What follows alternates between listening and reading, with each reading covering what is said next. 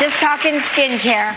We look forward to summertime, but along those hot, sunny days comes serious challenges with your skin. Here to tell us all about it is our one and only lovely personal dermatologist, Dr. Doris Day. All right, what do we need to watch out for this summer? Well, the first thing is prickly heat. So if you look at the photos, you can see that prickly heat are little red bumps that develop on the skin, often where heat builds up and then the sweat glands become clogged. So this can happen on covered areas or even exposed areas. So wearing loose-fitted clothing helps. Sun protection that's mineral-based, that helps a lot. Mineral-based? Because that won't build up the heat in the skin as much as the absorbed ones. A fan that's going to cool the skin. And then the dermatologist's favorite summer ingredient is topical steroids. This can help calm it down. We're going to kind of take this along with us. Use it carefully. What's the difference between prickly heat and contact dermatitis? Prickly heat is the sweat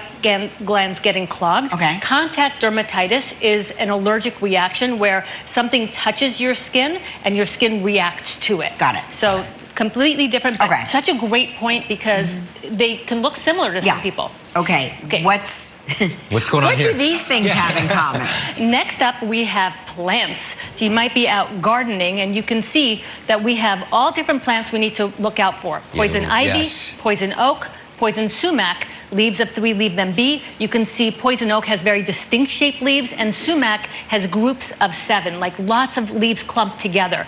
And the rash you can get to these is from something called urushiol. This is a resin that is inert, and it can cause these types of rashes. And when you scratch it, it makes it worse. Yes, and the reason it makes it worse is because the rash itself is not contagious, but when you touch that resin, it can get stuck under the nails. And when you scratch and you spread it on yourself. So the rash itself is not what you have to worry about. It's the resin on everything else. So wear long sleeve clothing, socks that will cover, peel them off like this. So you're not touching the sock and getting the resin on your hand. I see. Gardening gloves, peel them off, wash these very carefully. And then once you have the rash, you can use our friend topical steroid.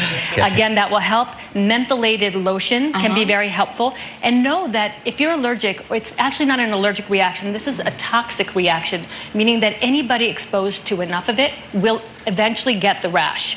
And you don't want to burn it because it can affect your lungs as well. So clothing is important, and then mango can cross-react with poison ivy. So if you're allergic to, or if you react to poison ivy, be careful with mango, cashews as well. Plus, it's tasty.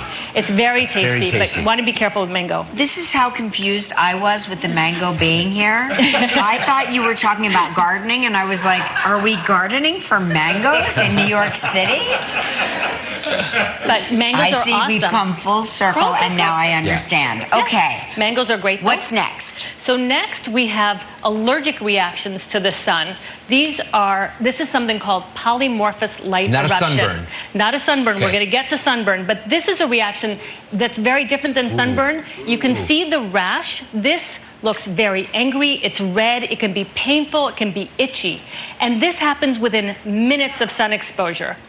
So I would call 911. Like, I really would.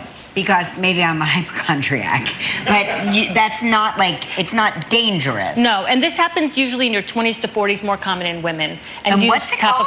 Polymorphous light eruption.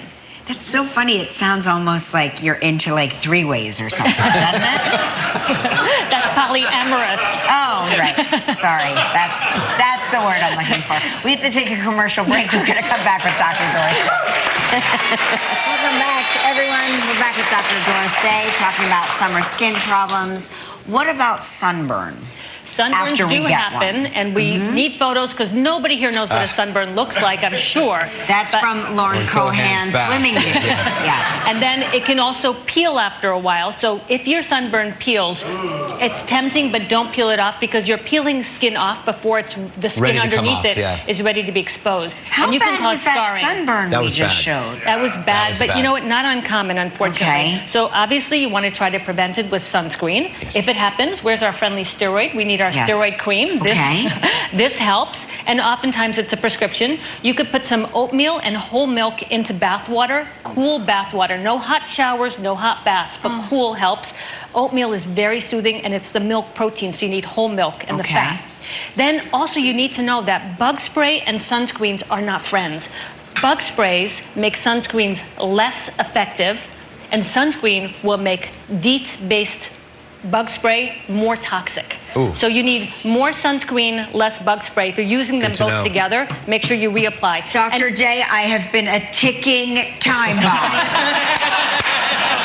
I could go at any time. And if you want an idea, this is what young, healthy skin's like. It's firm, it's elastic. This is what sunburnt skin over time looks like. Oh, this is, I mean, I'm That's way the worse visual. than this. This is not enough of No, a you're not. loosening of the But be rubber careful. band. Yeah. Okay, and What do we so have here? what's So happening this is here? the beach. So here we have some photos of this is What is that? This is sea lice, sea bather's eruption. So this is an allergic reaction. Doesn't happen to everyone. It's under clothing, under your fins, under anything when you go in the ocean. And the little baby jellyfish, the newly hatched jellyfish, can get stuck under there and release venom that can make you itch. So the main thing is Did you hear that baby jellyfish can crawl under your swimsuit? Yeah. That's the same or thing as sea sea lice? anemone. That's sea lice, but it's not contagious. Okay. Like lice are contagious, very different than lice, but Yes. it's called sea lice, and it can be very itchy. So to treat this, we use vinegar. Okay. You want Okay. to wash it off. You can use vinegar soaks, and of course, our Cortisone. little cortisone can help. Okay. Next. What about a big jellyfish that stings you? Because for years now, when our kids were little in particular, if one got stung, the others would run over with their penises peeing all over the place because everybody has to pee on everybody when they get stung. That will actually make it worse because water will make a jellyfish sting worse. So you don't want water on it. But seawater is okay. You want to rinse away those stingers. So the jellyfish tentacles have little stingers that will attach to the skin. So you can use vinegar, that helps. Okay.